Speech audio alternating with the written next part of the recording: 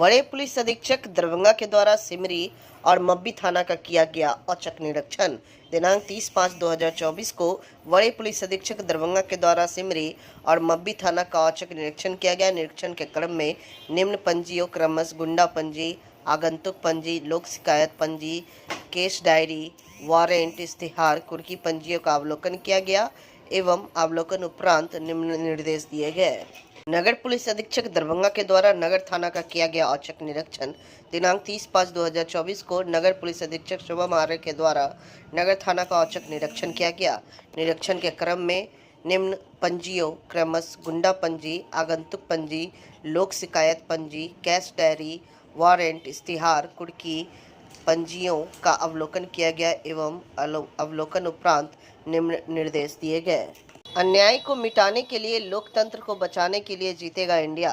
झारखंड के दुमका लोकसभा क्षेत्र से इंडिया गठबंधन के प्रत्याशी नलिन सोरने के पक्ष में सारठ के विभिन्न पंचायतों में जनसंपर्क और नुक्कड़ सभा किए पप्पू यादव ने। इस दौरान उन्होंने कहा कि बीजेपी वाले सिर्फ नफरत फैलाते हैं। इन लोगों को लगता है कि मोदी के नाम पर जीत जाएंगे, इस बार इनका अपना ताकत दिख जाएगा। बहुत बहुत धन्यवाद।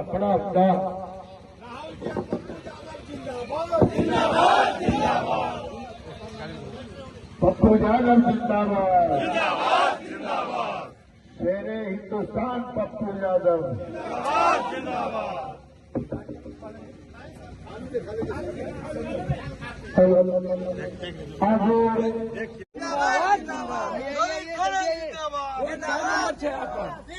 एक नंबर तीर धनुष साहब आशीर्वाद है ना सबके, एकदम बेटा जगना है, सबसे आशीर्वाद ले लो। परिवार में समाज का बचाना है, अपन समाज सबसे ज्यादा खतरा में है। ठीक है ना, जाइए ना, गोर लागे। बाबूबड़ी विद्यार्थियों के भविष्य से कर रहे हैं खिलवाड़। एमएच की लापरवाही से कई विद्यार्थियों का भविष्य अंधकार में। बाबू क्या परेशानी है आपके साथ? मेरा रजिस्ट्रेशन नहीं हुआ है, तो 12 में एडमिशन नहीं हो पाया मेरा। क्यों नहीं हुआ है रजिस्ट्रेशन? 11 में मेरे पापा आए थे एडमिशन करवाने, तो बोले कि रजिस्ट्रेशन और एडमिशन हो गया है, बट अभी आए हैं तो सर से बोले कि रजिस्ट्रेशन नहीं हुआ, तो 12 में एग्जाम एडमिशन नहीं होगा। कौन बताए थे जो एडमिशन रजिस्ट्रेशन दोनों हो गया है? उस समय के मेरे पापा आए थे तो सर बोले थे। सर बोले थे पापा को? हाँ। तुम भी थी पापा के साथ? नहीं थे। अच्छा, तू विद्यालय जब आकर के एग्जाम दे रही थी, विद्यालय आती थी ना? हाँ, आते थे। तो कभी बताया गया था जो रजिस्ट्रेशन कराना है? नहीं, हमको कभी नहीं बोला रजिस्ट्रेशन समय पैसा लिया? हाँ, दिए थे। कितना लिया? 1260 रुपया। हाँ। आपने पैसा दिया था रजिस्ट्रेशन के लिए 1260 रुपया, और उन्होंने कहा था कि आपका रजिस्ट्रेशन हो गया है। हाँ। और आप लगातार आ भी रही हैं कॉलेज। हाँ, आ रहे हैं। और उसके बाद आपको कब पता चला कि आपका रजिस्ट्रेशन नहीं हुआ है? हम 27 को आए हैं तो पता चला है। मास्टर ने आपसे कहा हाँ। कि आपका रजिस्ट्रेशन नहीं हुआ है, तो फिर आप लोग वापस गए स्कूल, तो क्या कहा टीचर ने? टीचर बोले कि तुम्हारा रजिस्ट्रेशन नहीं हुआ है, तो 12 में एग्जाम नहीं होगा, तो रोल नंबर मेरा नहीं बन रहा था, एग्जाम देने आ रहे थे, तो पापा को ये बात बोली। क्या नाम है आपका? नूतन कुमारी। अच्छा नूतन, एक चीज बताओ, तुम्हारे विद्यालय में और स्टूडेंट हैं जिनका रजिस्ट्रेशन नहीं हो पाया है? हाँ है, 27 स्टूडेंट। कुल 27 स्टूडेंट है तुम्हारे तरह? वो सब भी एग्जाम दे रही है? तो इसमें नहीं पता। क्या बात हो गई है? यहाँ स्कूल में जो है ना 11th बच्चों के एडमिशन करवा है, +2 में हाई स्कूल में बाबू रिजल्ट में +2 वहाँ, तो एडमिशन टाइम में बोले नवनीत कुमार हैं, कोई टीचर हैं, वो बोले जो आपका एडमिशन वाला रजिस्ट्रेशन एक ही बार में होगा, तो बोले वो 1260 रुपया लिए। तो हम बोले जो सर एडमिशन की चार्ज नहीं है ऐसी के लिए, वो बोले जो नहीं, आपका एडमिशन और रजिस्ट्रेशन दोनों सेम होगा, इसलिए आपको इतना पैसा लगेगा। और बच्ची जो है अपना रेगुलर स्कूल आ रही थी, स्कूल आने की 11th की फाइनल परीक्षा भी दी है। 12th में जो गया था, 12th का परीक्षा जो देने के लिए तो नाम नहीं था बच्ची, बच्ची बोली स्कूल में जाकर टीचर बोले सर मेरा स्कूल नाम नहीं है। तो बोला ठीक है बाबू सोम दिन ना तुम्हें एडमिशन कर देंगे। सोम दिन जो हम गए एडमिशन करवाने के लिए तो बोले इसका रजिस्ट्रेशन नहीं हुआ है। तो तुम्हें रजिस्ट्रेशन क्यों नहीं हुआ? हम तो आपको फीस जो दिए हैं बता रेगुलर स्कूल आती है, उसके बाद ये नहीं हुआ है। तो नहीं पटना से फॉर्म बन के आता है तो बस फिलअप तो कर भाई। हम बोले मैडम को जो आपको ना करना है मैडम, हम लोग को नहीं ना करना है। तो मैडम बोले उससे पहले जो हम देखिए हाल में हमको 1.5 महीना हुआ है, हम नहीं कुछ जानते हैं। जो पहले वाले थे क्या किए नहीं किए हम नहीं मालूम। बच्ची का नाम क्या है नूतन कुमार और विद्यालय का नाम? जगदीश उच्च विद्यालय बागवाड़ी। आपका नाम? संजय कुमार।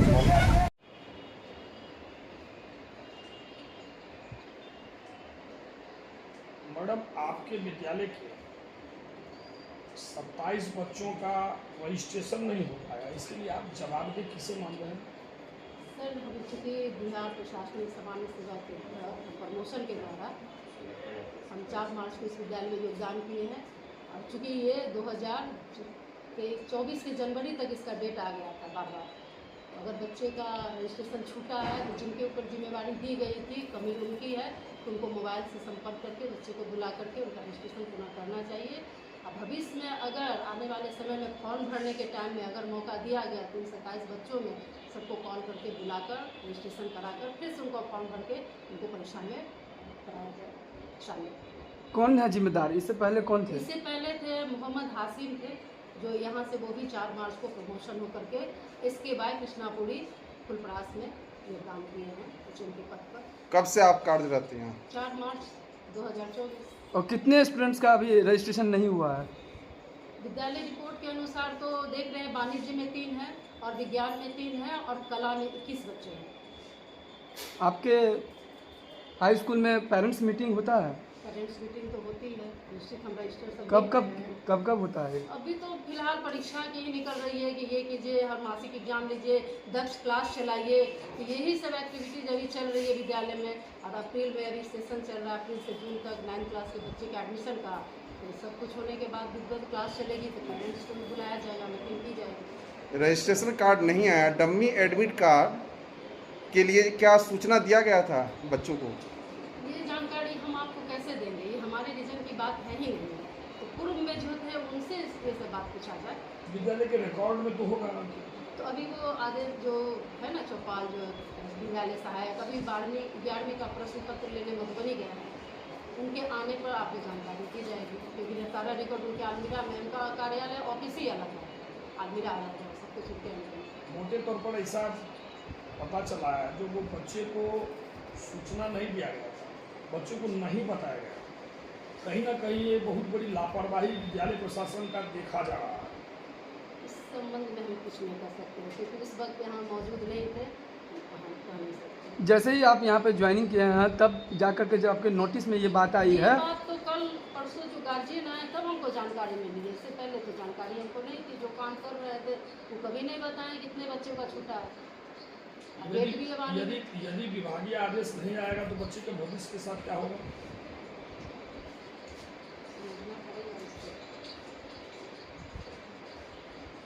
बड़े पदाधिकारी से आप लोग इस विषय को लेकर संपर्क किए हैं? जो होंगे वही ना करेंगे संपर्क, हमारे रीजन में तो कहीं मांगा नहीं गया इस तरह का रिपोर्ट। लेकिन मैडम आपके आने के बाद तो ये समस्या आपके संज्ञान में आया है?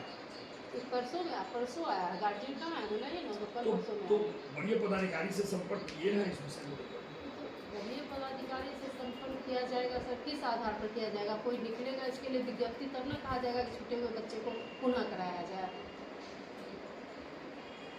इस विषय में आपने बात करना उचित समझा कि इसका सॉल्यूशन निकालने का कुछ ऐसा समाधान निकले? समस्या जब सामने में आई है तब ना इसका सॉल्यूशन होगा। पहले से तो हमको जानकारी के अभाव समस्या आ गई है।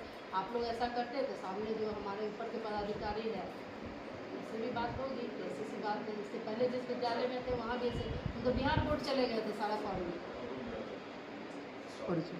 गांधी जी के नाम पर शराबबंदी गलत है। गांधी ने कभी नहीं कहा कि सरकारों को शराबबंदी लागू करनी चाहिए। प्रशांत किशोर, जन सुराज के सूत्रधार प्रशांत किशोर ने बिहार में एनडीए की सरकार और आरजेडी दोनों पर बरसे। उन्होंने कहा कि बिहार और भारत ही नहीं पूरे दुनिया में अगर कहीं ऐसा प्रमाण मिला हो तो बताइए कि शराबबंदी से उस जगह का आर्थिक और सामाजिक विकास हुआ है। कुछ लोगों में से हूं जो राजनीतिक सामाजिक तौर पर पहले दिन से कह रहे हैं कि हम बिल्कुल शराबबंदी के विरोध में हैं। हमारा बस चले तो 48 घंटे में शराबबंदी को यहां से हटा देंगे। क्यों?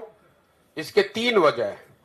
शराबबंदी के जरिए आज तक दुनिया में, सिर्फ बिहार और भारत में नहीं, पूरे दुनिया में कहीं इस बात का प्रमाण नहीं है कि शराबबंदी के जरिए किसी समाज का आर्थिक सामाजिक विकास हुआ है। इस दुनिया में कहीं ऐसा प्रमाण नहीं। अगर होता तो दुनिया में अग्रणी देश हैं जो स्कैंडिनेवियन कंट्री हैं, वेस्ट के यूरोपियन देश हैं, अमेरिकन देश हैं, उस सब जगह शराबबंदी लागू होता। उन लोगों ने लागू क्यों नहीं किया? क्योंकि इस बात का कोई प्रमाण नहीं है। दूसरी बात, लोग ये बताते हैं कि गांधी जी ऐसा चाहते थे कि शराबबंदी लागू हो। बिल्कुल ये बात सिरे से खारिज करता हूं, गलत बात है। लोगों को भ्रम फैलाया जा रहा है। मैं पिछले 2 वर्ष से नीतीश कुमार को और उनके जो भी लोग भी शराबबंदी के पक्ष में हैं गांधी के नाम पर, मैंने उनको खुली चुनौती दे रखी है। अगर आप गांधी को पढ़ने का, समझने का दावा करते हैं तो मुझे एक पंक्ति गांधी जी का दिखा दीजिए, लिखा हुआ या बोला हुआ, जहां पर गांधी जी ने ये कहा कि सरकारों को शराबबंदी लागू करना चाहिए। गांधी जी ने ये नहीं कहा। गांधी जी ने शराब को लेकर, शराब न पीने को लेकर एक सामाजिक प्रयास की बात कही है कि शराब पीना बुरी बात है, नहीं पीना चाहिए, समाज को इस दिशा में प्रयास करना चाहिए। उन्होंने ये नहीं कहा कि सरकार को कानून बना देना चाहिए। इसका एक आपको उदाहरण दे रहा हूं। गांधी जी ने कहा कि सबको वेजिटेरियन होना चाहिए, अच्छी बात है, लेकिन कल होकर अगर सरकार ये कानून बना दे कि जो आदमी वेजिटेरियन नहीं है, शाकाहारी नहीं रहेगा, सबको जेल में डाल दिया जाएगा क्योंकि गांधी जी ऐसा चाहते थे, ऐसा कभी हो सकता है? ये तो गांधी जी के बात, बताई हुई बात का डिस्टॉर्शन है। तीसरी बात, मान लीजिए कि एक बार को शराबबंदी आप लागू, कुछ उसका फायदा है भी, तो फायदा तो तब होगा जब आप शराबबंदी लागू कीजिएगा। जमीन पर बिहार में शराबबंदी तो लागू है नहीं। शराबबंदी के नाम पर शराब के दुकान बंद कर दिए गए, होम डिलीवरी चालू है। जिला निर्वाचन पदाधिकारी सह जिलाधिकारी दरभंगा राजीव रोशन के निर्देश के आलोक में लोकसभा आम निर्वाचन 2024 को लेकर उप निर्वाचन पदाधिकारी सुरेश कुमार, नोडल पदाधिकारी पोस्ट बैलेट कोसांग बालेश्वर प्रसाद एवं मास्टर ट्रेनर के द्वारा सभी मतगणना कर्मियों को दरभंगा के लहरियासराय स्थित आर्ट एंड गैलरी ऑडिटोरियम में 1 दिवसीय प्रशिक्षण दिया गया।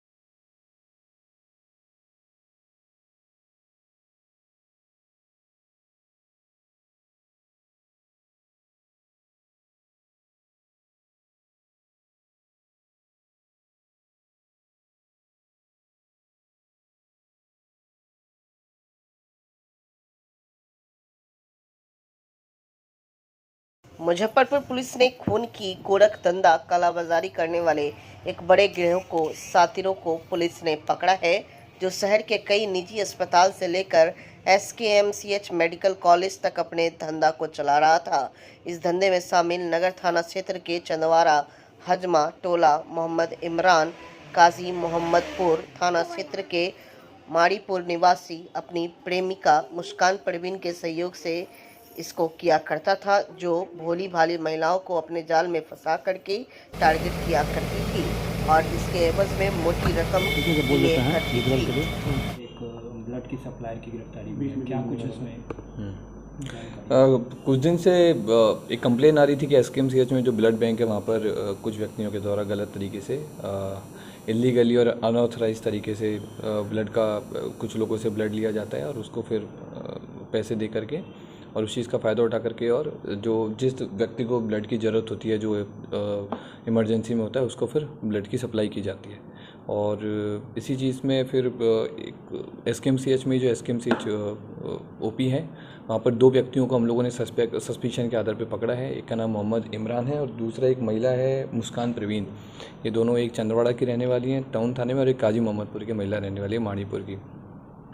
तो इनका जब हम लोगों ने फ़ोन सर्च किया और इसमें इनसे जब पूछताछ की तो इन्होंने ये चीज़ कबूली भी और हमारे पास में एविडेंस भी मिले हैं जिसमें इनके द्वारा कुछ जो ज़रूरतमंद लोग हैं, जो गरीब लोग हैं, उनसे कुछ ब्लड लेकर के और जो ज़रूरतमंद लोग हैं जिनको ब्लड की ज़रूरत है उनको ब्लड की सप्लाई की जाती है। और ये ऑफ द रिकॉर्ड होता है। 2,500 से 3,000 रुपये में इनके द्वारा ब्लड लिया जाता है और 8,000 से 10,000 रुपये में ब्लड की सप्लाई की जाती है। और इसमें उन लोगों के द्वारा कुछ और भी कई लोगों का नाम बताया है। इनके फ़ोन से भी हमको कई सारी डिटेल्स मिली हैं जो हम लोग आगे के अनुसंधान में उन लोगों पर हम लोग अभी काम करेंगे। कब से ये लोग काम कर रहे थे? अब काम तो ये लोग चल रहा था, काफ़ी टाइम से चल रहा था। ये सब अभी अनुसंधान में और चीज़ें इसमें क्लियर होंगी। व्हाट्सएप ग्रुप बना करके ये लोग चला रहे थे, कई ग्रुप भी बनाए हुए थे और इनके वहाँ के ब्लड बैंक के भी कुछ कर्मी थे और लोकल लोग भी थे, बाहर के कुछ लोग थे, कांटी वाली साइड से भी कुछ लोग थे, ज़िले के बाहर के भी कुछ लोग थे जिनके द्वारा, क्योंकि SKMCH बड़ा हॉस्पिटल है नॉर्थ बिहार का, तो और भी आसपास के इनके कुछ नेटवर्क में कुछ लोग थे जो दूसरे ज़िलों से भी ये काम करने में सपोर्ट करते थे। कई प्राइवेट हॉस्पिटल भी सर इसमें। अब ये लोग जो ब्लड इनके पास में रहता था कलेक्शन जो करते थे उसमें से अगर किसी प्राइवेट हॉस्पिटल में अगर किसी पेशेंट एडमिट है और उसको अगर इमरजेंसी में ब्लड चाहिए तो उसको भी ये लोग अपना ब्लड यहाँ से सप्लाई करते थे। और जो महिला पकड़ी गई है वो क्या करती थी और किस तरीके से? महिला का भी सेम था। जो कुछ महिला पेशेंट है या फिर जो महिलाओं से डीलिंग करना, तो सब लोग सेम ही एक ग्रुप का एज ए गैंग ये लोग काम करके और ब्लड ग्रुप का उसको सब इलीगली सप्लाई करते थे। नमस्कार, मैं वीना पांडे, सदस्य कृष्ण कन्हैया अमर सेवा संस्थान रामबन दरभंगा की तरफ से आप सभी भाई बहनों माताओं का हार्दिक अभिनंदन करती हूँ। भाई बहनों, मुझे ये बताते हुए बहुत खुशी हो रही है कि आज कार्यालय में संस्था के सचिव महोदय श्री कन्हई कांझा और शैक्षणिक विभाग के प्रभारी श्री संजीव ठाकुर जी हम सब के बीच उपस्थित हैं। और मैं आपको ये बताना चाहती हूँ कि हमारी संस्था कृष्ण कन्हैया अमर सेवा संस्थान महिला सशक्तिकरण के अंतर्गत विभिन्न प्रकार के कार्यक्रमों का संचालन कर रही है और हमारा एकमात्र लक्ष्य है आप माताओं बहनों को उच्च शिक्षा देकर उन्हें रोजगार के लिए प्रेरित करना, उन्हें स्वरोजगार का अवसर प्रदान करना और हर तरह से उन्हें आर्थिक सहायता प्रदान करना। भाई और बहनों, मैं ये बताना चाहती हूँ कि हमारी संस्था रोजगार के तहत विभिन्न प्रकार के कार्यक्रम का संचालन कर रही है। इसके तहत हम महिलाओं को रोजगार देने के लिए विभिन्न प्रकार के पहले प्रशिक्षण कार्यक्रम चला रहे हैं, गारमेंट उद्योग भी चला रहे हैं। प्रशिक्षण कार्यक्रम में हम महिलाओं को मिथिला पेंटिंग, मधुबनी पेंटिंग, सिक्की आर्ट, पेपर मैशिंग आर्ट और बहुत तरह के विभिन्न प्रकार के हस्तशिल्प कलाओं का प्रशिक्षण दे रहे हैं। उसके उपरांत हम उन्हें अपने यहाँ रोजगार भी देते हैं और उन्हें स्वरोजगार के लिए विभिन्न प्रकार के कुछ सीमित मात्रा में आर्थिक सहायता भी प्रदान करते हैं। नमस्कार, मैं संजीव ठाकुर, मैं मैनेजमेंट प्रोफेशनल हूँ। मैंने 27 इयर्स अब्रॉड काम किया, यूएई में मैंने काम किया है और आज मैं nursing and paramedical education institution जो है Krishna Kanhaiya nursing and paramedical education institute, उसको मैं हेड कर रहा हूँ। उसका मैं एडमिनिस्ट्रेटिव पार्ट देख रहा हूँ। हमारी संस्थान में 8 तरह के कोर्सेज हैं जो कि हम लोगों ने एक वो प्लान किया कि जो कहीं भी अगर बाहर लोग पढ़ने के लिए जाते हैं तो यहाँ पे रहे और मिनिमम से मिनिमम पैसे में मिनिमम पैसे खर्च करके उनको पढ़ाई ये कराएंगे। जिसमें हम लोग 8 तरह के कोर्सेज अभी प्रेजेंटली रखे हुए हैं। BSc nursing, ANM, GNM, BMLT bachelor in medical lab technology और DMLT diploma in medical lab technology और डीओटीटी ये है ऑपरेशन थिएटर टेक्नोलॉजी का और DMU diploma in medical ultrasonography और ईसीजी टेक्नोलॉजी, इस पे हम लोग काम कर रहे हैं। और हम लोग चाह रहे हैं कि जो मैक्सिमम लोगों को जॉब तो चाहिए, तो हम लोग जॉब प्रदान करेंगे, यहाँ से प्लेसमेंट हम लोग इमीडिएट दिलाएंगे। ये हम लोगों की वो है जो लोगों में बेरोजगारी दूर हो जाए। धन्यवाद। नमस्कार, मैं कन्हैया कांत झा, सचिव कृष्ण कन्हैया अमर सेवा संस्थान। मैं सर्वप्रथम आप सभी भाइयों, दोस्तों, माताओं एवं बहनों को प्रणाम करता हूं और सभी से निवेदन है कि मैं संस्थान में अनाथालय, आश्रम, विधवा आश्रम, वृद्धा आश्रम बनवाकर जरूरतमंदों व्यक्तियों को सुविधा प्रदान करना चाहता हूं। मेरा उद्देश्य है, इसमें किसी भी प्रकार की सरकारी कोई योगदान सहायता नहीं मिल रहा है। आप सभी भाइयों, दोस्तों, माताओं और बहनों से मेरा निवेदन है कि इस उद्देश्य में सहयोग करने की कृपा करेंगे और संस्था पर आने की कृपा करेंगे। धन्यवाद।